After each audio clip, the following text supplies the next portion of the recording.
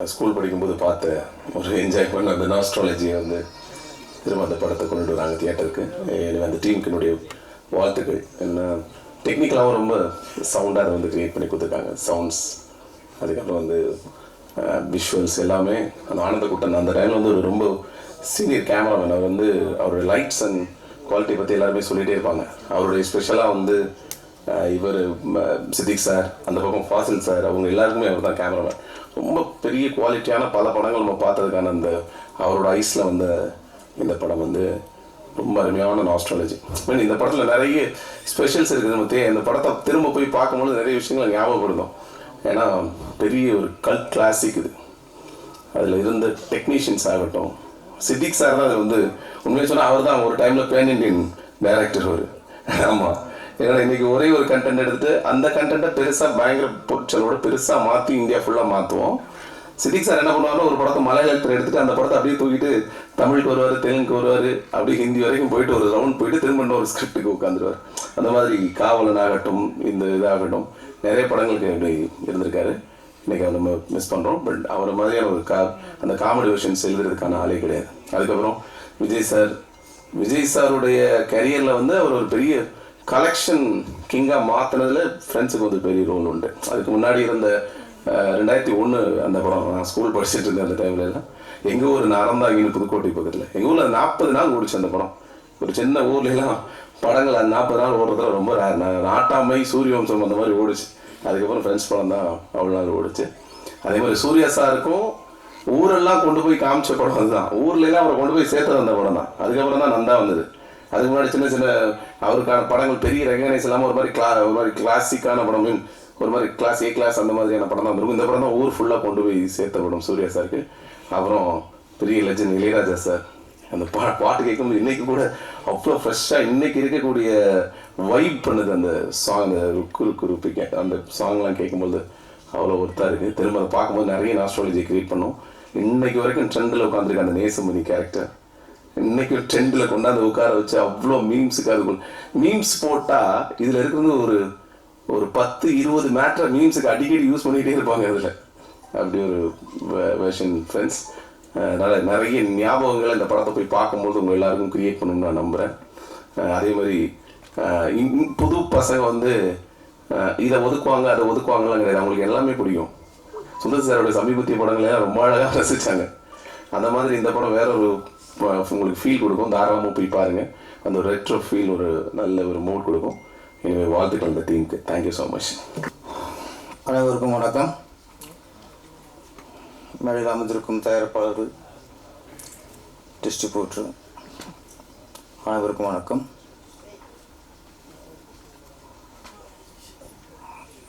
நடிகர் சூர்யா சார்பாக வந்திருக்கும் ரசிமன்றத்தை சேர்ந்த ஆலிராஜா அவர்களுக்கும், தளபதி விஜய் சார் சார்பாக வந்திருக்கும்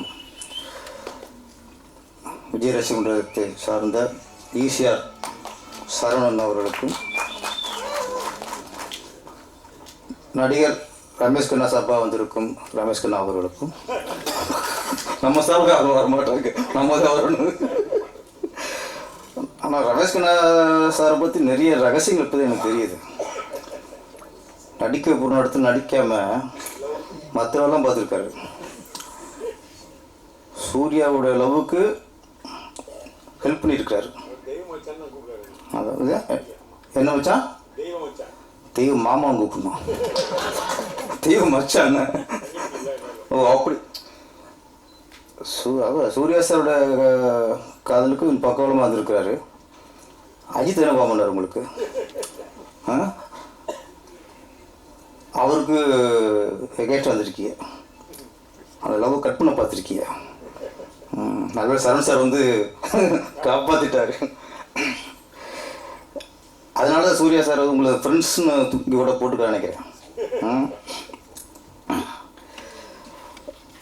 சூர்யா சார் விஜய் சார் நடித்த படம் ஃபஸ்ட்டு நேருக்கு நேர். ஆனால் அதில் ஃபுல்லாக எதிர்முகமாக இருப்பாங்க. கடைசி வரைக்கும் 2 பேருக்கும் மோதல் தான், எளிமையாகவே இருப்பாங்க. ஃப்ரெண்ட்ஸில் நல்ல ஒரு நண்பர்கள், இணைபிரியா நண்பர்கள். ஃப்ரெண்ட்ஸ் வந்து நீங்கள் சொன்ன ஸ்கூல் படிக்கும்போது பார்த்தேன்ட்டு, நான் காலேஜ் படிக்கும்போது பார்த்தேன். எது சொன்னால் நான் காலேஜ் படித்தேன்னு தெரியணும்ல. அதுக்காக நம்ம படித்தாலும் ஒத்துக்க மாட்டாங்க. இந்த மாதிரி நேரத்தில் பதிவு பண்ணிக்கிட்டோம். காலேஜ் ஒரு ஃபஸ்ட் இயர் தான், அப்போ தட்டி விட்டாங்க.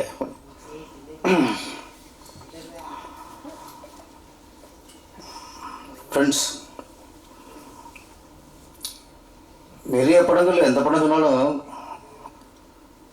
கதை ஞாபகத்துக்கு வரும். ஒரு காதலுக்கு மரியாதை இருக்கட்டும், பூவை உனக்காக இருக்கட்டும், துல்லாத மனத்தில் இருக்கட்டும், சூர்யா சருக்கு நந்தாவாக இருக்கட்டும், இதெல்லாம் ஒரு டைட் சொல்லும்போது நமக்கு டக்குன்னு கதை தான் ஞாபகத்துக்கு வரும். ஃப்ரெண்ட்ஸ் படத்தில் தான் கதை ஞாபகத்துக்கு வராது, காமெடி தான் ஞாபகத்துக்கு வரும். அந்தளவுக்கு முழுக்க முழுக்க காமெடி. என்னை பொறுத்த வரைக்கும் சித்திக் சார்லாம் மிகப்பெரிய இயக்குனர். நம்ம ஆக்ஷன் படம் எடுத்து ஈஸியாக எடுத்துடலாம், ஒரு லவ் ஸ்டோரி ஈஸியாக எடுத்துடலாம், முழுக்க முழுக்க சென்டிமெண்ட் எடுத்து மக்கள்லாம் அளவு வச்சிடலாம். அதெல்லாம் ஒரு டேரக்டர் ஈஸியாக பண்ணிடலாம். இந்த காமெடி எடுக்கிறதுக்குள்ள அது ரொம்ப கஷ்டம் சார். ஏன்னா அதில் ரொம்ப டைமிங் முக்கியம். காமெடி மட்டும் ஒன்று சொல்லிவிட்டு அடுத்த டைலாக் கொஞ்சம் லேக்கானாலும் காமெடி போயிடும். ஆனால் சில சீன் வேறு, ஒரு லவ் சீனோ சென்டிமெண்ட் சீனோ, இந்த மாதிரி சீனில் யாராவது லேக்கு விட்டால் கூட அதில் எடிட்டு கரெக்ட் பண்ணிடுவார். அந்த லேக்கு தூக்கிடுவாங்க. காமெடியில் பண்ணவே முடியாது. நீங்கள் 5-6 ஆர்டிஸ்ட் ஒன்றா பண்ணும்போது அதில் என்ன இருக்கோ அப்படி தான் அதையும் கட் பண்ணலாம் பண்ணால் அதுவும் உள்ளது கெட்டு போகும். ஃப்ரெண்ட்ஸ் படத்தில் எல்லா காமெடி டைமிங் ஒரு 5-6 ஆர்டிஸ்ட் இருப்பாங்க. இதில் இடம் ராதாரவி சார் வேறு. முதல்ல ராதாரவி மிகப்பெரிய வில்லனை இது வில்லன் நடிச்சுப்பார். அவர் அளவுக்கு போது உங்களுக்கு சிரிப்பு தான் வரும். ஆமாம், அவர் அதில் காமெடி ஆகிட்டாங்க. ஒரு பெரிய செட்டப். அதை டைமிங் அப்படி இருக்கு. டைமிங் வந்து அப்படி இருக்கணும், ஓணும். சொன்ன மாதிரி இதில் ஹீரோ, இது வந்து சொன்ன யார் ஹீரோன்னு தெரியாது. விஜய் சார் ஹீரோவா, சூர்யா சார் ஹீரோவா,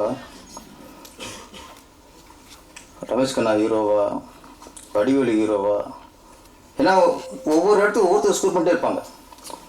இதில் வந்து அதான் மலையாள இயக்குனரில் ஒரு விஷயம் ரமேஷ் கண்ணா சார் உண்மை, அவங்க ரொம்ப தெளிவாக இருப்பாங்க சார். அவங்க ஸ்கிரிப்டுக்கு அந்த அந்த சீனில் யார் என்ன பேசணும், அந்த சீன் ஃபுல்லாக ஹீரோ பேசாமல் இருக்கணுமா, பேசாமல் வச்சுருவாங்க. ஹீரோ என்ன கேட்டாலும் உட்காந்துருவாங்க. அந்த ஸ்கிரிப்டுக்கு என்ன கேட்குதோ அதை எடுத்து கொடுக்குறதான் மலையாள இயக்குனரோட டேஸ்ட். நான் ஒர்க் பண்ணியிருக்கேன். நிறம்ட்டு இங்கே பிரியாத வர வேண்டும் படம் வச்சுல ஃபஸ்ட்டு மலையாளத்தில் வந்துச்சு. நிறம்ட்டு பெரிய ஹிட்டு.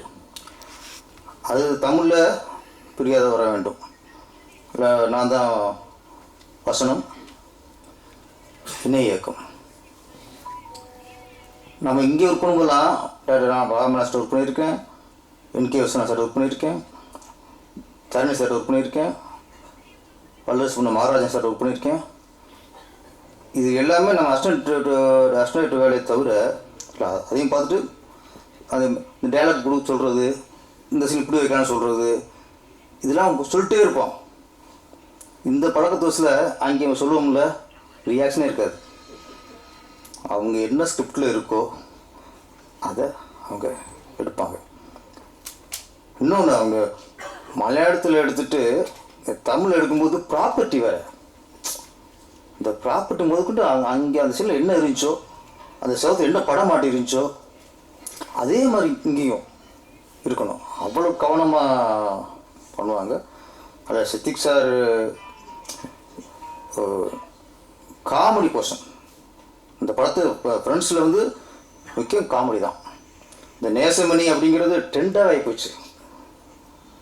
ஒரு 2 வருஷம் இருக்குமா ட்ரெண்டிங் வந்து எங்கே பார்த்தாலும் நேசமணி நேசமணி நேசமணி அப்படின்னா அந்த அளவுக்கு இன்றைக்கி அந்த ட்ரெண்டிங்கில் உள்ள படம். தேவானி மேடம் ஒரு ராசியான ஆர்டிஸ்ட். அப்புறம் எனக்கு சூர்யா அவங்க ஒரு ஃபேர் இருக்காங்கல்ல, நான் எங்கேயோ பார்த்த மாதிரி நினச்சிட்டு இருக்கேன். அப்புறம் தான் தெரிஞ்சு கொஞ்சம் ஷாக்காச்சு, அவங்களா அவங்க அப்படின்ட்டு. விஜயலட்சுமி மேடம், ஆமாம் எனக்கு டக்குன்னு அவங்களும் சினிமாவில் வர அண்ணன் அவர் ஒரு ஞாபகத்துக்கு வர்றாரு. ஆமாம் சரி ஓகே. சில பார்க்கும்போது லேட்டாக தான் கொஞ்சம் பொறி தட்டுச்சு எனக்கு. நீங்கள் அவங்களே கூப்பிட்டு வந்துருக்கலாம். நீங்கள் எங்களை கூப்பிட்டு வந்து நீங்கள் என்ன பண்ண போறீங்க? நீங்கள் நாங்கள் எப்போவும் இங்கே வந்து எதாவது பேசிட்டு போகிறோம். நீங்கள் அவங்கள மாதிரி வந்தால் கொஞ்சம் கண்டென்ட் கிடைக்கும். இந்த படத்துக்கு இன்னும் கொஞ்சம் பவர் கூடும். தேவானி மேடத்தை விட விஜயலட்சுமி மேடம் வந்தாங்கன்னா இன்னும் கொஞ்சம் படத்துக்கு பப்ளிசிட்டி நல்லா இருக்குன்னு சொல்கிறேன். வேறு ஒன்றும் இல்லை. இங்கே நீங்களே ஓடி போய்ப்பாரு. இப்போதான் யோசிப்பாரு, பேங்கில் போய் ஒரு வாரம் இருந்து கூப்பிட்டு வந்துருக்கலாமே. நெருங்க பயப்படுறாரு, வேற ஒன்றும் இல்லை. விஜய் சார் வந்து நான் வந்து திருப்பாச்சி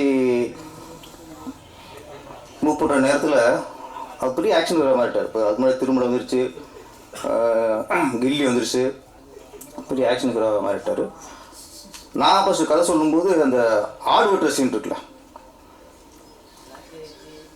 மாலையை போட்டு தண்ணியில் ஊற்றுவாங்கல்ல, அந்த சீனை நான் ஃபஸ்ட்டு கதை சொல்லும்போது அந்த அவர் கட்டி வச்சு வாழையை போட்டு தண்ணி ஊற்றுறது விஜய் சார் இல்லை, பெஞ்சமின் தான்.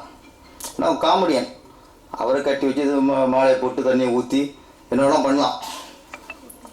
ஃபஸ்ட்டு சொல்லி கதை ஓகே ஆயிடுச்சு. அப்புறம் திருப்பி ஃபுல்லாக ரெடி பண்ணிட்டு செகண்ட் டைம் ஷூட்டிங் போக முன்னாடி திருப்பி ஒரு கதை சொல்லிடுவோம் அப்படின்னு திரும்ப கதை சொல்கிறேன். அப்பவும் இந்த பஞ்சம் முன்ன வச்சுன்னு சொல்லிட்டேன். கதை ஃபுல்லாக கேட்டார், ஓகே விட்டார். நீங்கள் சொன்ன மாதிரியே எடுத்துட்டிங்கன்னா படம் ஹிட்டு அப்படின்னார். ஒரு இக்கு வைப்பாங்கல்ல, கதை நல்லா இருக்குன்னு சொல்ல, கதை நல்லா இருக்கு, நீங்கள் சொன்ன மாதிரி எடுத்துகிட்டு ஹிட்டு. அப்புறம் ஒரு சின்ன அப்படியே தயக்கத்தில் கேட்டார், சின்ன செக்ஷன், என்ன சார் அப்படின்னேன். அந்த ஆடு வெட்டுற சீனில் பெஞ்சமின் பதிலாக, அப்போ பெஞ்சமின் அந்த காமெடி பதிலாக அதை நானே பண்ணிடலாமா அப்படின்னாரு. எனக்கு ஃபஸ்ட்டு ஒரு இது இருந்துச்சு, பெரிய ஆக்ஷன் ஹீரோ காமெடி ஒன்பது மக்கள் ரசிப்பாங்க. சரி இவர் பெரிய இப்போ ஆக்ஷன் ஹீரோவாக இருக்கார், மாசாக இருக்கார், இப்போ போய் கழுத்த மாலையை போட்டு தண்ணியை ஊற்றி 6 ரூபா விட்டுருது, அவர் ஒத்துக்குவாரா ஃபஸ்ட்டு அப்படிங்கிற தயக்கத்தில் பண்ணியிருந்தேன். கேட்டவங்க எனக்கு ஹாப்பியாக போச்சு. ஓகே சார், இங்கே நல்லா இருக்கும் சார் அப்படின்ட்டு திருப்பி அது மட்டும்தான். அப்புறம் பெஞ்சமின் பின்னாடி வச்சுட்டு இவரை கட்டி வச்சு மஞ்சத்தெல்லாம் ஊற்றணும். ஆத்தா சம்மதம் சொல்லுதாத்தா அப்படின்னு. அதனால் ஒரு ஃபஸ்ட்டாக ஒரு ஒர்க் அவுட் ஆச்சு. ஏன்னா ஒரு விஜய் சார் நம்ம இன்றைக்கி பெரிய ஒரு கமர்ஷியல் ஹீரோவாக பார்க்குறோம். ஆனால் அவருக்குள்ளே பெரிய காமெடி சென்ஸ் ரொம்ப ஜாஸ்தி ஆகிட்டு. அப்படி என்னோடய திருப்பாச்சியும் இருக்கட்டும், சிவகாசியாக இருக்கட்டும், ஃபஸ்ட் ஹாஃப் ஃபுல்லாக ஹியூமராக தான் கொண்டு போயிருப்போம். செகண்ட் ஹாஃப் தான் ஆக்சுவலாக சென்டிமெண்ட்லாம் இருக்கும். அப்படி விஜய் சார் வந்து ரொம்ப காமெடியில் பண்ணக்கூடியவர். அதே மாதிரி சூர்யா சார், ஒரு ஹீரோவுக்குள்ளே அந்த காமெடி சென்ஸு இருந்தாலே அவங்க எப்போ நிரந்தர ஹீரோ ஆயிடுவாங்க, லாங் டைம் ட்ராவல் ஆக முடியும். சும்மா முறைச்சிக்கிட்டு சும்மா அடிச்சுக்கிட்டு லவ் பண்ணிட்டு மட்டும் இருந்தால் அது ஒரு சீசன் அப்படியே முடிச்சு போவோம். சூர்யா சார் எங்கன்னா பிதாமகன் கலைக்கிருப்பார். அந்த சுறுசுறுப்பு, அந்த அந்த டைலாக் டெலிவரி, அந்த சாண்ட சுகுணனோட அந்த டான்ஸு, அப்போ சூர்யா சாருக்குள்ள இவ்வளோ ஒரு ஹியூமர் இருக்கா, நகைச்சுவை பண்ண முடியுமாங்கிற இது பிதாமகனில் நிரூபிச்சிட்டார். அது முன்னாடி ரஜினி சார் பில்லா காலி ஜானி விரைச்சிட்டே இருப்பார். அது தில்லு முழு படம் பாடுங்க சார், அதில் ஃபஸ்ட்டு நகைச்சுவை பண்ணார். அப்புறம் தம்பிக்கு இந்த இந்த பாம்பு சீன் இதெல்லாம் பண்ணதுக்கப்புறம் ஒரு ஃபேமிலி எல்லோரும் பிடிச்ச ஹீரோவாக மாறிடுவாங்க. தான் ஒரு கதாநாயகன் காதல் சென்டிமெண்ட் சண்டையோடு அந்த அவளுக்கு ஹியூமர் பண்ணுற ஒரு இருந்துச்சுன்னா ஃபேமிலிக்கு பிடிச்ச ஒரு ஹீரோவாக மாறிடுவாங்க. கமல்ஹாசன் சொல்லவே தேவையில்லை, அவர் எல்லாத்துலேயும் பின்னி படம் எடுப்பார். அது மாதிரி இந்த ஃப்ரெண்ட்ஸ் படம் வடிவேல் மட்டும் இல்லை, ரமேஷ் கண்ணாவும் ஈக்குவல் காமெடி பண்ணவர். ஆமாம், இவர் கணேஷ் பாபு சொன்னார்ல, தேவனுக்கு நான் தான் தாலி கட்டுன்ட்டு. அந்த உங்கள் படைய போல காமெடி இருக்கும். ஆமாம், ரஜினி சொல்லுவார், மாப்பிள்ளை யார்? அவர் தான் மாப்பிள்ளை, போட்டுக்க சட்டை ஏன் சட்டை பாருல. அது மாதிரி தேவனுக்கு மாப்பிள்ளை விஜய் தான் தாலி கட்டணும் நான்ட்டார் கணேஷ் பாபு. ஆமாம், ராஜகுமார் கொஞ்சம் இது போட்டு வைக்கணும், ரொம்ப முக்கியமான இருப்பார் அவர். ஓகே, கணேஷ் பாபு பிறந்த வாழ்த்துக்கள். வர கோவா ஃபெஸ்டிவலில் அவர் கூட குறும்படம் இடம்பெறுது, அவர் வாழ்த்துக்கள். ஃப்ரெண்ட்ஸ் ரீரிலீஸ் இப்போ வந்து உங்களுக்கு படம் ரிலீஸ் பண்ணுறதே பெரிய விஷயமா இருக்குது. புதுப்படம் ரிலீஸ் பண்ணுறதே பெரிய சவாலாக இருக்குது. இப்போ ரீரிலீஸ்க்கு அப்படிங்கும்போது அது பெரிய விஷயம். அது எங்கேனா இப்போலாம் ஒரு படம் ரீரிலீஸ் பண்ணுறதுன்னா அதுக்கான ஒர்த்து இருக்கணும். அதுக்கான ஒர்த்து இருக்கிற படத்தை தான் ரிலீஸே பண்ண முடியும். அதுக்கான ஒர்த்து ஃப்ரெண்ட்ஸ் படம் கண்டிப்பாக அந்த ஒர்த்து இருக்குது. இன்னொன்று இப்போ உள்ள காலகட்டத்துக்கு சார் சொன்ன மாதிரி, ரமேஷ்குமார் சார் சொன்ன மாதிரி வன்முறை துப்பாக்கி சவுண்டாக இருக்குது. இப்போ ஒரு ரிலீஃபாக படம் மக்களுக்கு தேவைப்படுது. இது வேறு செய்திகள் வேறு, அங்கேயே குண்டு வெடிச்சிட்டாங்க, 14 பேர் இறந்துட்டாங்க. இப்போ பார்த்தா மெக்காவுக்கு போனதில் நம்ம இந்திய முஸ்லீம்கள் 41 பேர் 42 அவங்க அந்த செய்தி கேட்டால் அது வகிருங்குது. இந்த மாதிரி நமக்கு இந்த செய்திகள் இது கேட்டு ஒரு இருக்கும்போது சில படங்கள் தான் நம்மளுக்கு தேட்டருக்கு போனால் ரிலீஃபாக இருக்கணும். அதுக்கு அப்படி ரிலீஃப் தர படம் தான் இந்த ஃப்ரெண்ட்ஸு. ரிலீஸ் அப்போ எந்த அளவுக்கு வெற்றி அடைஞ்சதோ அதே மாதிரி இந்த ரீரிலீஸ்லையும் மிகப்பெரிய வெற்றி அடையணும். நன்றி, வணக்கம். அனைத்து ஊடக நண்பர்களுக்கும் எல்லாருக்கும் என்னோட மனமார்ந்த நன்றியை முதல்ல தெரிவிச்சுக்கிறேன். ஒரு திரைப்படம் மறுபடியும் ரீரிலீஸ் ஆகும்போது இவ்வளோ பெரிய ஒரு வரவேற்பு கொடுக்குறதா வந்திருக்கு, ரொம்ப சந்தோஷம். ரொம்ப அற்புதமான ஒரு படம் இது. நிறைய விஷயங்கள் சொல்கிறதுக்கு இருக்குது. அதில் முதல்ல வந்து ப்ரொடியூசர்ஸுக்கும் அந்த டிஸ்ட்ரிபியூட்டர்ஸுக்கும் முதல்ல வணக்கத்தை தெரிவிச்சுக்கிறேன். கோல்மால் ப்ரொடியூசர் 2 பேரும் மொரிஷியஸே போயிருக்கேன். டூர் மாதிரி போயிட்டு வருவோம் நாங்கள். மொரிஷியஸ் எல்லாம் கேட்பாங்க, என்னையா மயிலாப்பூர் போகிற மாதிரி போயிட்டு வரீங்க அப்படின்னு. அந்த மாதிரி அந்த அற்புதமான திரைப்படம் எடுத்தவர் பொன்குமார் தான் இயக்குனர். ரொம்ப அற்புதமாக இருந்துச்சு திரைப்படம் பார்க்குறதுக்கு. இவர் சொன்ன மாதிரி ஃப்ரெண்டு, அவங்க 2 நான் ஃப்ரெண்ட்ஸுன்றாங்க. உண்மையிலே ரொம்ப சந்தோஷமான விஷயம். நான் நண்பர் கணேஷ் பாபு சொன்னதில் சில விஷயங்களை நான் சொல்ல வேண்டியது. சித்திக் சாரை பொறுத்த வரைக்கும் ஒரு டைலாக் கூட வெளியே டைலாக் எழுத விட மாட்டார். அவர் ஏதோ அந்த இடத்துல ஸ்பாட்டில் இருக்கும்போது அவர் வடிவல் சொன்ன சீர்ச்சதை பார்த்து சொல்லிட்டாரு.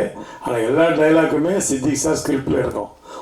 ஏன்னா நான் அவரோட டைலாக் ரைட்டராக ஒர்க் பண்ணவேன் பாஸ்கர் ராஸ்கலில். ஒரு டைலாக் கூட அவர் வேறு டைலாக் சொல்ல விட மாட்டார். எந்த டைலாக் வேணான்ட்டுவார், எனக்கு தெரியும் இது போதும் அப்படின்ட்டுவார். அதில் ஆணையை பிடிக்கான டைலாக் வந்து சித்திக் சார் கோகுல் கிருஷ்ணா எழுதின டைலாக் தான். அது வந்து வடிவேல் சொன்ன டைலாக்லாம் கிடையாது. தவறான ஒரு செய்தியாக போச்சு. ஏன்னா நான் ஸ்பாட்டில் இருக்கிற அதனால தெரியும். ஒரு டைலாக் கூட அவர் சொல்ல விட மாட்டார். ஒரே ஒரு டைலாக் நான் சொந்தமாக போட்டேன் அந்த படத்தில். பிரமன்ராஜ் சார் கேட்பா, டேய் நேற்று பஸ் ஸ்டாண்டில் என்ன நடந்தது அப்படின்வார். நான் ஒன்று ஆடு நடந்தது மாடு நடந்தது அப்படின்வேன். ஒன்று கட்டு அப்படின்ட்டார் டேரக்டர். என்ன இது டைலாக்கு? அவர் என்ன கேட்குற, நீங்கள் என்ன சொல்கிறீங்க? இல்லை சார் இது ஒரு மாதிரி கல்ட்டு ஜோக்கு சார் அப்படி. அதெல்லாம் வேணான்ட்டா. இல்லை சார் வச்சுக்கலாம் சார் ப்ளீஸ். சரி வச்சு தொலைங்க அப்படி வச்சுட்டு போனார். அந்த ஒரு டைலாக் தான் அந்த டோட்டல் படத்தில் சொந்தமாக ஒரு நடிகர் சொன்ன டைலாக். அது கூட சிம்பு இருக்கார், டிஆரோட சன்னு, அவர் எங்கே பார்த்தாலும் சொல்கிற டைலாக் தான். சார் எனக்கு ஃப்ரெண்ட்ஸில் ஆணையை பிடிக்கானோட எனக்கு ரொம்ப பிடிச்ச டைலாக்கு ஆடு நடந்தது மாடு நடந்தது அப்படின்னு தான் சொல்லுவார். அந்த மாதிரி சித்திக் சாரை பொறுத்தவரைக்கும் every thing is in paper, every thing in is mind. ஒன்று கூட வெளியே எடுக்க மாட்டார். அதே மாதிரி கோகுல் கிருஷ்ணாட்ட டைலாக் எழுதிட்டு அதை படிக்க சொல்லுவார். படிக்கும் ஒரு வார்த்தை விட்டாலும் திருப்பி எழுத சொல்லுவார். அதுவும் பாஸ்கர் ராசல் நான் டைலாக் ரைட்டராக ஒர்க் பண்ணதுனால சொல்கிறேன். எல்லா டைலாக்ஸும் அவர் கண்டிப்பாக பண்ணுவார். அற்புதமான திரைப்படம். ஃப்ரெண்ட்ஸ் நேரத்தில் சூர்யா நானும் ரொம்ப ரொம்ப ஜோவியில் பழகிட்டு இருப்போம். ரொம்ப சந்தோஷமான விஷயம் என்னென்னா, நான் வந்து உடுமலைப்பேட்டில் ஷூட்டிங், ஃப்ரெண்ட்ஸ் ஷூட்டிங்கு, அப்போ தெனாலி ஷூட்டிங் கொடைக்கானல் மேலே நடக்கும். நைட்டு இங்கேருந்து காரில் கிளம்பி மேலே போனோம். அங்கே போய்ட்டு ஒரு நாள் ஷூட்டிங் முடிச்சுட்டு அங்கேருந்து நைட்டு கிளம்பி இங்கே வரோம். அவ்வளோ பிஸி. அந்த நேரத்தில் இங்கேருந்து போகும்போது சூர்யா வந்து, ஜோதிகா கேட்டதா சொல்லு, இது கேட்குறது தான் என் வேலை. உடனே நான் அங்கே போய், மேடம் சூர்யா அபவுட் யூ ஆஸ்கின்னு எனக்கு பாதி இங்கிலீஷ் தான் தெரியும் சொல்லி முடிச்சாங்க. தேங்க்யூ அப்படின்வாங்க. மறுபடியும் போகும்போது என்னை பற்றி சொல்லுங்கன்னு நான் கீழே வந்தேப்பா, தங்கச்சி ஒன்று கேட்டதுப்பா அப்படின்னு பயங்கர சந்தோஷம் 2 பேருக்கும். இவங்களோட தூது போயிட்டு வந்து என் வேலையை ஆரம்பிச்சு வேறு அதை விட பெருசாக ஒன்றும் அதை சாதிக்கிறதுக்கு இல்லை. அப்படி காதல் வளர்த்த ஒரு படம் அது. அந்த படம் மட்டும் இல்லை, அமர் கழுத்தில் அப்படி தான். ஷாலினி அஜித் எல்லாம் பண்ணிகிட்ருக்காங்க, எனக்கு தெரியாது. நான் உட்காந்து அட்வைஸ் பண்ணிகிட்ருக்கிறேன் அஜித்துக்கு. அஜித் சினிமாவில் இருக்கிற யாரையும் லவ் பண்ணி கல்யாணம் பண்ணாத, நான் ஃபேமிலிக்காக லவ் பண்ணி கல்யாணம் பண்ணேன், புரியுதா? ஏன்னா சினிமா அப்படி இப்படின்னு அப்படியே அதை வந்து ஸ்டரன் சார் டைரக்டர் அவர் இதில் பார்க்குறாரு மானிட்டரில். என்ன அவன் சீரியஸாக பேசிகிட்டு இருக்கிறான், வாங்க அப்படி கூப்பிட்டாரு. என்ன பண்ணுறீங்க? இல்லைப்பா அஜித்துக்கு நான் சில அட்வைஸ் எல்லாம் கொடுக்குறேன். என்ன அட்வைஸ்? இல்லை இந்த மாதிரி சினிமாவில் இருக்கிற யாரையும் லவ் பண்ண வேணாம் அப்படி. பாவி ஷாலினி லவ் பண்ணுறாங்க, அடுத்த மாதம் கல்யாணம், உனக்கு படம் வேணுமா வேணாமா இதோட போடு மிரட்டினார். அத்தோட வாய முன்னோன்னா நான் பேசவே இல்லை அதுக்கப்புறம். அதனால் ஒரு அற்புதமான திரைப்படம். ஃப்ரெண்ட்ஸ் படத்தை பொறுத்த வரைக்கும் ஒவ்வொரு விஷயமும் ரசித்து பண்ணார் டைரக்டர். அவர் வந்து ஒரு கிரேட் ஹியூமரிஸ்ட். அவர் வந்து எப்படி சொல்கிறதுன்னு தெரியாது. அப்படி ஒரு டைரக்டர் இழந்தது எங்களுக்கெல்லாம் மாபெரும் இழப்பு. ஒரு டைரக்டர் இல்லாமல் ஒரு கேரக்டர் கிரியேட்டிவ் பண்ண முடியும். நேசம்னு கேரக்டர் அவர் தான் கிரியேட் பண்ணார். அது வந்து ஜெகதி பண்ணியிருப்பார் அதில். அதே மாதிரி இளையராஜா வந்து படம் பார்த்துட்டு சொன்னார், சூர்யா பண்ணார், விஜய் பண்ணார், ஓகே, ஆனால் அந்த கேரக்டர் ரமேஷ் நான் செலக்ட் பண்ணிங்க பாருங்க, அதுதான் கரெக்டுன்னார். ஏன்னா அந்த கேரக்டர் படத்தில் மலையாளத்தில் சீனிவாசன் பண்ணியிருப்பார். Is a director, actor, writer. அதனால் நான் டைரக்டர், ஆக்டர்னால அது ரொம்ப அவர் பிடிச்சி போச்சு. அதனால் அவர் சொன்னார், நீ கரெக்டான ஆளை செலக்ட் பண்ணிங்கன்னு. அந்த மாதிரி நிறைய விஷயங்கள் வந்து அதில் ஃப்ரெண்ட்ஸில் நமக்கு பாதிச்சு. இப்போ பாருங்கள் 23 வருஷம் கழிச்சு மறுபடியும் படம் ரிலீஸ் ஆகுது, ஒரு பெரிய ப்ரெஸ் மீட்டு எல்லாம் வைக்கிறோன்னா அது ஒரு நமக்கு ஒரு காட்ஸ் கிஃப்ட் தான் இல்லையா? யோசிச்சு பாருங்கள். நிறைய பேர் வருந்தான்னு சொன்னாங்க. நான் ஸ்கூலில் படிக்கும்போது பார்த்தேன். இப்போ தான் தெரியும் நிறைய பேர் ஸ்கூலில் படிச்சிருக்காங்க. அந்த விஷயம் எனக்கு இப்போ தான் வெளியில் லீக் ஆகுது. ஏன்னா எல்லாம் சின்ன பசங்க பார்த்து பூரா ஏன்னா நம்மளை பார்க்கும்போது அப்படி பெருசாக பார்க்குறாங்க. இவர் என்ன எப்படியா இருக்கிறாரு, இன்னும் ஒரு வயசாக மாட்டேங்கிறேன் கிண்டல் பண்ணிட்டு போகிறாங்க பசங்க. இந்த மாதிரி சட்டை போட்டால் வீட்டில் திட்டுறாங்க, சார் வயசாகிடுச்சுல்ல இன்னும் இந்த மாதிரி சட்டை போடலம்மா, ஒரு கிளாமருக்கு போடுறேன் அப்படின்னு. அதனால் நல்ல ஒரு படம், திரைப்படம் என்றைக்குமே இருக்குது. அந்த காலத்தில் நாங்கள் சினிமாவுக்கு வர்ற காலத்தில் என்னை கேட்பாங்க, உங்களுக்கு பிடிச்ச காமெடி படம் என்னன்னு. காதலுக்கு நேரமில்லை, ஊட்டி ஒருவன்னு சொல்லுவோம். அந்த 2 படமும் இப்பவும் பார்த்தாலும் எவ்வளோ வேணால் சிரிக்கலாம். அது மாதிரி இப்போது சிரிப்பதற்கான ஒரு படம்னு பார்த்தா ஃப்ரெண்ட்ஸ் தான். இப்போ நான் ஷூட்டிங்லாம் போகும்போது எங்களை வெளியே அவுட்டோர் பொம்பளை கேட்பாங்க, என்ன சார் ஒரு காமெடி படம் பண்ண மாட்டேன்றீங்களா சார், சிரிச்சு ரொம்ப நாளாச்சு சார், தியேட்டருக்கு வந்து அப்படியே சார் உயிரிடுறீங்க. நான் சொன்னேன், அப்படி தான்ப்பா ஆகிப்போச்சு, மாறி போச்சு. ஏன் சார் நீங்கள் டைரக்ட் பண்ணக்கூடாதுன்னாங்க. நான் சொன்னேன், டைரக்ட் பண்ணலாம், ஆனால் டைரக்ட் பண்ணால் இந்த காலத்தில் ட்ரக் விற்கணும், இல்லைன்னா துப்பாக்கி புதுசாக கண்டுபிடிக்கணும், இது பண்ணால் கதை பண்ண முடியும். அப்படி ஆகிடுச்சு. இப்போது நல்ல ஒரு கதை, சென்டிமெண்ட்டு, சிரிப்புன்றதெல்லாம் கிடையாது.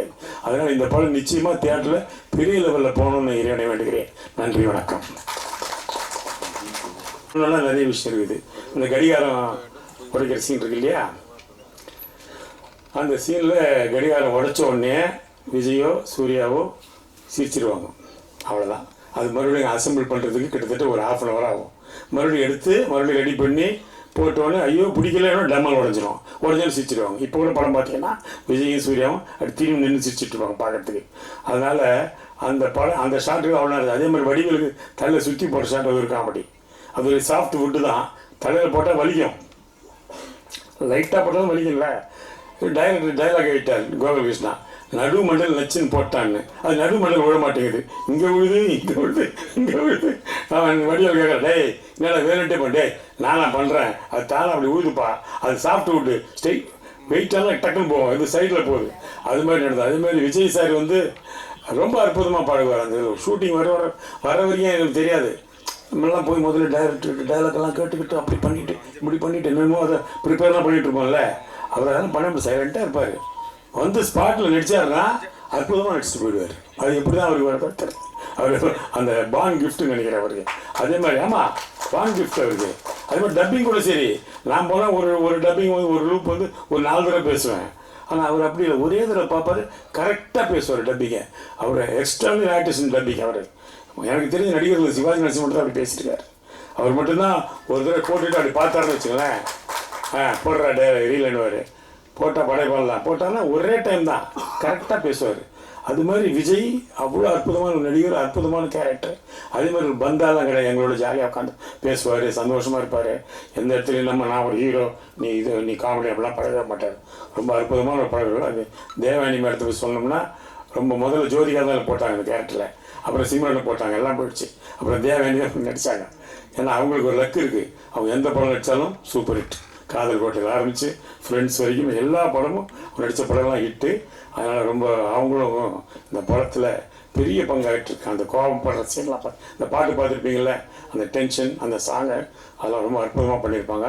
அவங்களுக்கு என்னுடைய வாழ்த்துக்களை தெரிவிக்கிறேன். நன்றி. நன்றி. அடுத்ததாக திரு பேரரசு அவர்களே.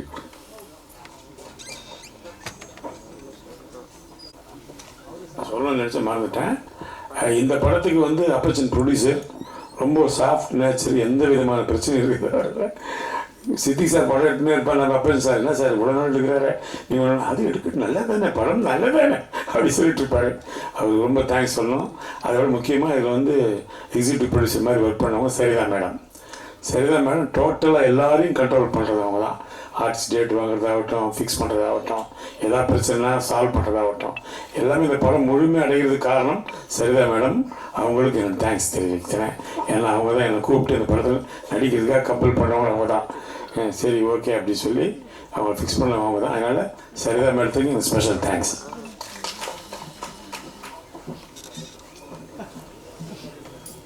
நம்மளாம் தேவானி மேடத்தையும் விஜயலட்சுமி மேடத்தையும் சொல்லிக்கிருக்கோம்.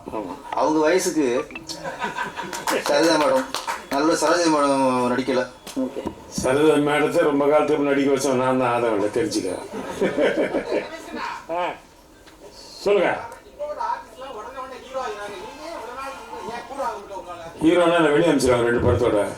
காமெடியில் நிறைய படம் நடிக்கலாம், ஏன் கெடுக்குறீங்க? அது நல்லா இருக்குது, பிடிக்கலையா உங்களுக்கு பையன், என்ன ஏன்னா இப்படி பண்ணுறீங்க? இந்த படத்தில் ஒரு 3-4 ஹீரோன்னு சொல்லலாமா? Vijay sir, Suriya sir, Vadivel sir, Ramesh Kanna sir. Ramesh Kanna சாருக்கும் ரொம்ப படத்தில் பெரிய முக்கியத்துவம் இருக்குது. நீங்கள் ட்ரைலர்லேயே பார்த்துருப்பீங்க. அவரும் ஒரு ஹீரோ தான். எல்லா ஹீரோக்கும் மத்தியில் இந்த படத்தில் ஷூட்டிங்கில் ஒரு போட்டி இருந்துக்கிட்டே இருக்கும். இன்றைக்கி நீங்கள் பார்த்த காட்சிகள் வந்து மேக்ஸிமம் சாங்கும் சரி, இந்த ட்ரைலர் டீசரும் சரி, மேக்ஸிமம் வந்து மற்ற பழனி அங்கங்கே எடுத்தது, அந்த ஃபர்ஸ்ட் ஹாஃபில் வந்தது, அதெல்லாம் ரொம்ப கம்மி தான். இங்கே நீங்கள் பார்த்ததில்ல. நீங்கள் பார்த்தது மேக்ஸிமம் வந்து குசால்தாஸ் கார்டன்லேயும் ஒய்எம்சி கிரவுண்டில் தான் எடுத்தது இல்லை சார்? ரமேஷ் என்ன சார்? குசால்தாஸ் கார்டன் எங்களுடைய கோவில் மாதிரி ஒரு 25 வருஷமாக அது வந்து ஒரு கோவில் மாதிரி சினிமாவுக்கு இருந்தது. அங்கே என்ன வேணாலும் பண்ணிக்க முடியும். அந்த நீங்கள் பார்த்தது எல்லாமே மேக்ஸிமம் 90% இதில் பார்த்தது எல்லாமே குசால்தாஸ் கார்டன் தான். அது இன்றைக்கி இல்லை, ரொம்ப வருத்தமாக இருக்குது. எங்களோட கோவில் மாதிரி அது, எல்லா படமும் அங்கே தான் ஷூட்டிங் நடக்கும். அதுதான் அவ்வளோ விஷயங்கள் நடந்துகிட்டு இருந்தது. அந்த மரத்துக்கு அடியில் வடிவேல் சாரை வச்சு உள்ளே திணிக்கிறது, அந்த போர்ஷன்ஸ் மட்டும் கொஞ்சம் அவுட்டோர் எஃபெக்ட் வேணுன்றக்கா அது மட்டும்தான் ஒய்எம்சியில் பண்ணாங்க. மற்ற எல்லாம் அங்கே தான், பச்சை பாஸ்க்கு ஆப்போசிட். மறக்கவே முடியாது இந்த நாட்கள். அதில் முக்கியமாக சொல்லணும்னா பல இடங்கள் அங்கங்கே அந்த பெயிண்டிங் நேசமணி அந்த டீமோட அங்கங்கே டைலாக் பேசிட்டு அங்கங்கே இருந்துகிட்டு இருப்போம். ஒரு நாள் வந்து அந்த தேவானி மேம் கேரக்டர் வந்து விஜய் சாரை எப்படியாவது கல்யாணம் பண்ணிக்கணும் அப்படின்றது அதுதான் அவங்களுடைய லட்சியமாக இருக்கும். கல்யாணம் பண்ணி அவங்களுடைய நட்பெல்லாம் பிரிக்கணும் அப்படின்றது தான் ஒரு விஷயம். அவங்களோட படமாக ஏற்கனவே பார்த்தவங்களுக்கு தெரியும். அதனால் ஒன்றும் கதையை உடைக்கிறது அப்படின்லாம் ஒன்றும் கிடையாது. இப்போ நான் சொல்ல போகிற சம்பவம் வந்து ஒரு 21 வருஷம் ஆயிடுச்சு அப்படின்றனால இப்போ சொல்லலாம். இதனால இந்த படத்தோடைய இது அப்படின்லாம் ஒன்றும் கிடையாது. இப்போ ரிலீஸ் ஆக போகிற படம்னா நம்ம அதை சொல்ல மாட்டோம், நாங்கள் சொன்னது கிடையாது. ஒரு 21 வருஷம் கழிச்சு தான் சொல்லலாம். விஜய் சார் எல்லாம் ஷூட்டிங்லாம் முடிஞ்சது, பேக்கப் பண்ண போகிறோம், மற்ற சின்ன சின்ன க்ளோஸ்அப்ஸ் ஷார்ட் தான் எடுக்க போகிறோம் அப்படின்னு சொல்லிட்டாங்க. சித்திக் சார் ரொம்ப மிஸ் பண்ணுறோம். சித்திக் சார் அற்புதமான கலைஞர். Siddique sir, writer Gokulakrishna, coordinator Ganesh, இவங்களாம் சேர்ந்து முடிவு பண்ணுறாங்க. சரி ஓகே, விஜய் சார் அனுப்பிச்சிடலாம், ஓகே அவருக்கு முடிஞ்சுது அப்படின்னு சொல்லி அனுப்பிச்சிட்றாங்க. நிஜமாகவே அவருக்கு ஷார்ட்லாம் முடிஞ்சுது, அவருடைய ரியாக்ஷன்ஸ் எல்லாமே முடிஞ்சுது. ஆனால் வந்து ஒரு சின்ன தேவானி மேமுக்கு ஒரு சின்ன க்ளோஸ்அப் எடுக்கணும்.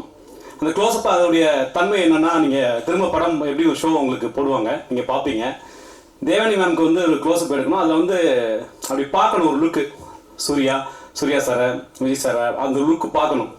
நான் சாதிச்சிட்டேன் பார்த்தியா அப்படின்னு ஒரு கன்னிங்காக, அது கிட்டத்தட்ட ஒரு லவ் பண்ணால் கூட ஒரு நெகட்டிவ் ஷேட் இருக்கும் தேவானி மேமோடைய அதில். அதை எப்படியாவது நம்ம சாதிச்சிடணும் அப்படின்ற மாதிரியான ஒரு விஷயங்கள். விஜய் சார் நம்ம வந்து கல்யாணம் பண்ணணும், மற்ற ஃப்ரெண்ட்ஸ் எல்லாம் பிரிக்கணும், அது பர்டிகுலராக சூர்யா சார் பிரிக்கணும் அப்படின்ற மாதிரி ஒரு தன்மை தான் இருக்கும் அவங்கள்ட்ட அந்த கேரக்டரேஷனில். அப்போ வந்து அந்த முகத்தில் ஒரு கன்னிங், அது எப்போ அவங்க காட்டணும்னு சொன்னால், விஜய் சார் வந்து அவங்களுக்கு வந்து தாலி கட்டும்போது, அந்த முடிச்சு போடும்போது அவங்க வந்து அவங்க முகத்துக்கு ரியாக்ஷன் கொடுக்கணும் அப்படின்னு. இப்போது விஜய் சார் இருக்கணும், அவரு இல்லை. தாலி கட்டுற காம்பினேஷன் சீன்ஸ்லாம் எடுத்துட்டாங்க, பட் அந்த க்ளோஸ்அப் ஒரு ரியாக்ஷன் கொடுக்கணும் அப்படின்றது சார் அனுப்பிச்சாச்சு, என்ன பண்ணுறதுன்னு தெரியல. சாருக்கு கல்யாண காட்சிகள் எல்லாம் முடிஞ்சுது.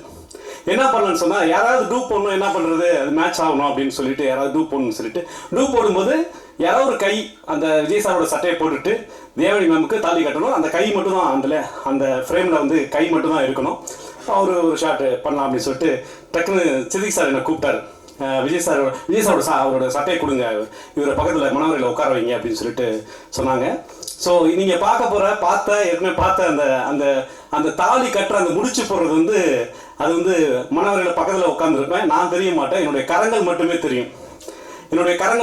நான் டூப் போட்டேன், எங்கள் ஃப்ரெண்டாக நினச்சிட்டு இருந்தேன். இதில் என்ன, தேங்க்யூ சார், இதில் என்ன ஒரு லாஜிக் விஷயம் அப்படின்னா, நான் வந்து அவங்க சூர்யா சாரை பார்க்கணும், விஜய் சாரை பார்க்கணும், நான் சாதிச்சிட்டேன் பார்த்தியா அப்படின்னு சொல்லி அவங்க ஒரு மாதிரி கண்ணிங்காக பார்க்கணும். பார்க்கும்போது சூர்யா சாரை காட்டணும். இப்போ என்ன ஒரு விஷயம் அப்படின்னு சொன்னால், சூர்யா சாரை காட்டும்போது இங்கே காம்பினேஷனில் கல்யாணத்துக்கு அச்சதை போட்டதில் சூர்யா சாருக்கு பக்கத்தில் நான் நின்றுட்டு இருப்பேன். லாஜிக்காக வந்து எப்படி இருந்திருப்பேன். அப்போ வந்து என்ன அவாய்ட் பண்ணிட்டு சூர்யா சார் ஒரு பக்கத்தில் இருக்க ஃப்ரெண்ட்ஸ் வந்து என்ன அவாய்ட் பண்ணிட்டு காமிக்க முடியாது. அப்போது எடிட்டிங்கில் தான் அது சரி பண்ணாங்க. அது டிஆர் சேகர் சாருடைய தலைமையில் மற்ற நண்பர்கள் அவங்களாம் எடிட் பண்ணாங்க. எனக்கு பர்டிகுலராக அந்த பேர் டக்குன்னு ஞாபகத்தில் வரல. எடிட்டிங்கில் தான் அதை சரி பண்ணாங்க. எனக்கு அங்கே அந்த சின்ன லாஜிக் விஷயங்கள்லாம் இருந்தது. ஸோ அப்போ வந்து பக்கத்தில் இருந்தவங்க சொன்னாங்க, அப்போ தான் பாரதி படம் நடித்து முடிச்சுட்டு வந்திருந்தேன். பாரதி படம், ஞானராஜசேகரன் ஐஏஎஸ் அவங்க பண்ண பாரதி படம். அதில் வந்து தேவானி மேமோடைய மகனுக்கு நான் நிஜமாவே படத்தில் வந்து தாலி கட்டுவேன். அதில் வந்து தங்கம்மாளுடைய மாப்பிள்ளையா பாரதி படத்தில் நான் திரைப்படத்தில் அறிமுகமான படம் தான் அது. அதில் வந்து தங்கம்மாள் வந்து தேவயானியுடைய மகள், பாரதியுடைய மனைவி தேவயானி மேம் நடித்தாங்க. அவங்களுக்கு மருமகனா வந்து அங்கே வந்து தாலி கட்டினேன். அது முடிச்சு அடுத்த ஷெட்யூலே இங்கே வந்து தேவயானி மேமுக்கே நான் வந்து விஜய் சாருக்காக டூப் போட்டு தாலி கட்டும்போது பக்கத்தில் இருந்தவங்க சொன்னாங்க, டேய் வடிவேல் சாரா யாரோ சொன்னாங்கன்னு நினைக்கிறேன், டேய் அப்போ ஒரு படம் வந்தது, பழைய படம் வந்திருந்தது, டேய் தாய் மகளுக்கு கட்டிய தாலி அப்படின்னு ஒரு திரைப்படம் இருக்கு, நீ தாய்க்கும் தாலி கட்டுற, மகளுக்கும் தாலி கட்டி இருக்கிற. பாரதி படத்துல மகளுக்கு தாலி கட்டி இருக்கிற, ஃப்ரெண்ட்ஸ் படத்துல தாய்க்கு தாலி கட்டி இருக்கிற. அந்த இடத்துல எல்லாருமே ரொம்ப கலகலன்னு சிரிச்சாங்க. அந்த நாட்கள்லாம் மறக்கவே முடியாது. அந்த வடிவேல் சார் எவ்வளோ பெரிய ஒரு ஜீனியஸ் அப்படின்றதெல்லாம் அந்த படத்துல நான் பக்கத்துல இருந்து பார்த்தேன். அவர் அற்புதமான டயலாக் ரைட்டர் வடிவேல் சார் வந்து, ரொம்ப அற்புதமான. அதாவது யாரை தூக்கி சாப்பிடுவான்ற மாதிரி ஒரு பயங்கரமான போட்டி இருக்கும். ஃப்ரெண்ட்ஸ் படத்தோட அந்த குசால்தாசன் கார்டன்ல அந்த ஷூட்டிங்ல அது முன்னாடி முடிக்கிற வரைக்கும் விஜய் சார், சூர்யா சார் இவங்க தான் நடிச்சிருப்பாங்க. அது ஒரு கோவமா, ஆக்ரோஷமா, சென்டிமெண்டா, பழனியில அங்கெல்லாம் ஷூட்டிங் முடிஞ்சிருக்கும். ஆனா இந்த நேசமணி ட்ராக்கு, இந்த சென்னை போர்ஷன்ஸ், இந்த திருமணம், இந்த விஷயங்கள்லாம் பாத்தீங்கன்னா யாருக்கு போட்டி அப்படின்னு, விஜய் சாரை தாண்டி நம்ம நின்னுறணும் அப்படின்ற மாதிரி சூர்யா சாருக்கு ஒரு போட்டி இருக்கும். சூர்யா சார் எங்க ஸ்கோர் பண்ணிடுவார் அப்படின்னு விஜய் சாருக்கு ஒரு விஷயங்கள் இருக்கும். ஒவ்வொருத்தருமே பெரிய பெரிய ஜாம்பவான்கள், பெரிய அவர் எஸ்எஸ்சியுடைய வாரிசு, இவர் சிவகுமார் சாரோட வாரிசு. இதுக்கிடையில ரமேஷ் கண்ணா சார் அவரு வந்து ஒரு பக்கம் ஸ்கோர் பண்ணுவார். ஒரு பக்கம் வந்து எல்லாத்தையும் அடிச்சு உடைக்கிற மாதிரி வடிவேல் சார், அவரு வந்து பாத்தீங்கன்னா எப்ப என்ன பண்றாருன்னே தெரியாது. சின்ன சின்ன அசைவுல, சின்ன டயலாக்ல எதையாவது ஒன்று சும்மா இருக்கும்போது சொல்லிடுவாரு. அப்படி சும்மா இருக்கும்போது சொன்னதுதான் இன்னைக்கு வந்து தமிழ்நாடு மட்டும் இல்ல, உலகம் முழுக்க இருக்க தமிழர்கள் வந்து ஏதாவது ஒரு விஷயம் பேசணும் அப்படின்னு சொன்னா, நீ ஆணையே புடுங்க வேணாம் அப்படின்னு சொல்ற ஒரு விஷயம் இருக்கு இல்லையா, அது வந்து கை தட்டு தட்டிக்கலாம். நீ ஆணையே புடுங்க வேணாம் அப்படின்னு சொல்லி வடிவேல் சார் சொன்ன அந்த விஷயம் தான் இன்னைக்கு வந்து எல்லாருமே இன்னைக்கு இல்லை, இன்னைக்கு அந்த படம் இதுதான் வந்திருக்கு அப்படின்னு தெரியாத தலைமுறையில இப்ப தெரிஞ்சுக்க போகுது ரீரிலீஸ்ல. ஓ, இந்த டயலாக் இதுல தான் வந்துச்சா, இதுதான் ஃபர்ஸ்ட் டைம் வந்துச்சா, வடிவேல் சார் தான் அதை பேசினாரா அப்படின்ற மாதிரி இன்னைக்கு தலைமுறை தெரிஞ்சுக்க போகுது. அந்த ஆணியே புடுங்கவன வந்து படத்துல டயலாக் பேப்பர்ல டயலாக் கிடையவே கிடையாது. ரமேஷ் என்ன சார் இங்க அவர் மட்டும் தான் இங்க இருக்காரு, அதனால அவருக்கு தெரியும், மற்ற அந்த ஸ்பாட்ல இருந்த எல்லாருக்குமே தெரியும். அது வந்து எல்லாரும் ஒவ்வொரு ஆர்டிஸ்டுக்கு ஒவ்வொரு ஆக்டிவிட்டிஸ் டேரக்டர் கொடுத்துட்டாரு. அந்த பெயிண்ட் அடிக்கிறது, அங்கங்க பெயிண்ட் அடிக்கிறது அப்படின்ற ஒரு விஷயம் சூர்யா சார் யதார்த்தமா கேட்காரு, இங்க என்னோட ஆக்டிவிட்டிஸ் என்ன அப்படின்னு டேரக்டர் கேட்கிறாரு. கேட்கும்போது டைரக்டர் கேட்கிறாரு சூர்யா சார், என்னோட ஆக்டிவிட்டிஸ் என்ன அப்படின்னு சூர்யா சார் யதார்த்தமா கேட்கும்போது வடிவேல் சார் அந்த ரிஹர்சல் பார்த்துட்டு இருக்கும்போது விளையாட்டா சொன்ன வார்த்தை தான், விளையாட்டா சொன்னதான், நீயே புடுங்க வேணாம் அப்படின்னு விளையாட்டா ஜாலியா ஃப்ரெண்ட்ஸ், உண்மையிலே ஃப்ரெண்ட்ஸாக தான் நாங்கள் இருந்தோம். நாங்கள் Vijay sir, Suriya sir, Vadivel sir, Ramesh Kanna sir, Charlie எல்லாருமே ஒரு ஃப்ரெண்ட்ஸாக தான் இருந்தோம். அப்போ நான் என்ன பண்றதுன்னு சூர்யா சார் கேட்கும்போது இந்த ஷாட்ல நான் என்ன பண்ணலாம் அப்படின்னு மாதிரி ஸ்பெஷலாக கேட்டு பண்ணுவாங்க. ஏன்னா அவங்க ஸ்கோர் பண்ணிடுவாங்க, இவங்க ஸ்கோர் பண்ணிடுவாங்கன்னு சொல்லிட்டு இதுல அவங்களுக்கு ஒரு டைலாக் இருக்கும்போது நான் என்ன பண்ணலாம்னு போட்டி இருக்கும் ஒருத்தருக்குள்ள இல்லையா. அதனால சூர்யா சார் கேட்கும்போது வடிவேல் சார் யதார்த்தமா சொன்னது இந்த ரிஹர்சல் பார்த்துட்டு இருக்கும்போது. சித்திக் சாருக்கு தமிழ் தெரியுமே தவிர ரொம்ப டீப்பா தெரியாது. இந்த ஆணியே புடுங்க வேணாம்னோன்னா எல்லாரும் சுத்தி இருக்கவங்க நிஜமா சிரிச்சுட்டாங்க. எல்லாரும் சிரிச்சிட்டாங்கன்னா அப்போ டயலாக் என்ன மீனிங் அப்படின்னு சொல்லி கோகுலகிருஷ்ணா அவங்க கோஆர்டினேட்டர் கணேஷ் சாரை கூப்பிட்டு கேட்கும்போது இல்லை அவர் சும்மா கிண்டல் பண்ணுறக்கா சொன்னார். இல்லை கிண்டல் பண்ணுங்க, இல்லை அது வேணாம், நம்ம சீனுக்கு போகலாம்னு சொன்னேன். சித்திக் சார் சொல்லிட்டாரு, இல்லை கண்டிப்பாக வந்து இந்த டயலாக் இந்த படத்தில் வைக்கிறோம், ஆணியை புடுங்க வேணும். எனக்கு அதை ரிசீவ் பண்ண முடியல, ஆனால் எல்லாரும் சிரிச்சிட்டாங்க. எனக்கு அது டீப்பா தமிழ் தெரியலனா கூட எல்லாரும் சிரிச்சிட்டாங்க, கண்டிப்பா அதை வைக்கணும். அதுதான் பாத்தீங்கன்னா இன்னைக்கு ஆணியே புடுங்குவானு உலகம் முழுக்க இருக்க தமிழர்கள் எல்லாரும் அவங்கவுங்க அன்றாடம் பயன்படுத்துற வார்த்தைகள் அன்னைக்கு வடிவேல் சார், வடிவேல்ன்ற ஒரு ஜாம்பவான், வடிவேல்ன்ற ஒரு ஜீனியஸ் உருவாக்கின அந்த ஒரு தான் ஆணியே புடுங்குவானான்றது. நிறைய விஷயம் அந்த மாதிரி அப்ரெண்டிஸ் அப்படின்னு ரெண்டுக்கான வித்தியாசங்கள் அவர் வந்து சொல்லி அவங்க வந்து ஒரு வந்து பயிற்சி நிலையில இருக்கவங்க தானே, பெயிண்ட் அடிக்க தெரியாதுல்ல, அதுக்காக சொல்லி அதுக்கான ஆங்கில வார்த்தையை சொல்லி சொல்லுங்க திட்டுங்க அப்படின்ற மாதிரி சித்திக் சார் சொல்றாரு. இது வடிவேல் சார் பொதுவாகவே வந்து ஒரு ஃபன்னாக தான் பேசுவார். அவர் சரியான உச்சரிப்பு இங்கிலீஷ் அவர் உச்சரிச்சுட்டாருன்னா அவர் காமெடி ஆர்டிஸ்ட் கிடையாது இல்லை. அதனால வேணும்னே வந்து ரிஹர்சல் பார்க்கும்போது அதை மாற்றி சொன்னார், அப்ரெண்டிஸ்ன்றதை மாற்றி அவர் வந்து ஃபன்னாக சொல்லணும்னே சொன்னார். சொன்னோன்னே இல்லை நான் தப்பாக சொல்லிட்டேன், கரெக்டாக சொல்கிறேன், இப்போ டேக் போகலாம்னு. இல்லை டேக்கு ஓகே, நீங்க தப்பா சொன்னதுதான் காமெடி அப்படின்னு. இது மாதிரி அந்த படத்துல சொல்றதுக்கு நிறைய விஷயங்கள் இருக்கு. அந்த ஸ்பாட்ல ஸ்லாப்ஸ்டிக் காமெடி அந்த ஸ்பாட்ல கிரியேட் ஆன விஷயங்கள் இருக்கு இல்லைங்களா. அது ஒட்டுமொத்த பேப்பர்ல சித்திக் சார் அங்கிருந்து எழுதிட்டு வந்தது, அதுக்கு முன்னாடி பண்ணது, அந்த விஷயங்களை எல்லாம் தூக்கி போட்டுட்டு அந்த இடத்துல ஒரு மேஜிக் கிரியேட் ஆனச்சு பாருங்க. அந்த மேஜிக் தான் அந்த ஷூட்டிங் ஸ்பாட்ல எல்லாரும் நான் பண்ணணும் நீ பண்ணணும்னு போட்டி போட்டு எல்லா நடிகர்களும் பண்ணணும்னு ஒரு மேஜிக் கிரியேட் ஆச்சுல்ல. அதுதான் அந்த ஃப்ரெண்ட்ஸ் படத்தோட காமெடியா இருந்தது. கரணம் தப்புனா மரணம், இது யாரு ஹீரோ அப்படின்ற மாதிரிலாம் அப்படிலாம் பயங்கரமா போட்டி இருக்கும். சில இடங்கள்லாம் வந்து வடிவேல் சார் தென்னரை அடிச்சிருவாரு, மற்ற ஆர்டிஸ்டா எல்லாரும் தென்னரை அடிச்சிருவாரு, பயங்கரமா ஸ்கோர் பண்ணிடுவாரு. அந்த மாதிரியான விஷயங்கள் இருக்கும். இதுல விஜய் சார் விழுந்து சிரிக்கிற மாதிரி இருக்குல்ல, அது ஆக்சுவலி வந்து கேமரா ரெடி, அது வந்து ஆக்ஷன் சொல்லி சிரிச்சது கிடையாது. விஜய் சார் சிரிக்கிற மாதிரி வடிவேல் வந்து அந்த இதுல விழுந்துருவாரு, அந்த கரியில விழுந்து சிரிக்கிற மாதிரி இருக்குல்ல, விஜய் சார் நிஜமாவே உட்காந்து சிரிச்சுக்கிட்டு இருந்தார், கேமராமேன் வந்து அதை கேப்சர் பண்ணாரு, அவ்வளவுதான். இது மாதிரி சினிமாவில் கிடைக்கிறது ரொம்ப அபூர்வமான விஷயம். இது மாதிரி நிறைய அந்த படத்தை பற்றி சொல்லணும்னா நிறைய விஷயங்கள் இருக்கும். விஜய் சார் பார்த்தீங்கன்னா ரொம்ப யார்ட்டையும் எது பேச மாட்டார். அவர் மைண்ட்லேயே வந்து அந்த டான்ஸ் ரிஹர்சல் எல்லாமே வந்து மைண்ட்லேயே பண்ணி பார்த்துட்டே இருப்பார். எல்லாரும் அவர்கிட்ட காலைல போய் வணக்கம் வைக்கும்போது திரும்பி வணக்கம் வைக்க மாட்டார், ஏன் அப்படி இருக்கிறாரு அப்படிலாம் பேசுவாங்க. ஆனால் வந்து விஜய் சாரை பொறுத்த வரைக்கும் அவர் டயலாக் ஆகட்டும் டான்ஸ் ஆகட்டும் எல்லாமே மைண்ட்லேயே பார்த்துட்டே இருப்பார், மைண்ட்லேயே பார்த்துட்டு ரிஹர்சல் பார்த்துட்டே இருப்பார். நான் காலையில் ஒரு 7 மணிக்கு கால் சீட் சொன்னா 6:30 மணிக்கு விஜய் சார் வந்துருவாரு. அவர் 6:30 வந்தாரு, நான் 6 மணிக்கு வரேன்னு சொல்லி இப்படி எல்லாருக்கும் போட்டியா இருந்து மிக அற்புதமான ஒரு படமா அது உருவாச்சு. இன்னைக்கு எனக்கு பிறந்த நாளான இன்னைக்கு நிகில் சார் இப்படி ஒரு வாய்ப்பு கொடுத்துருக்காரு. நன்றி சார்.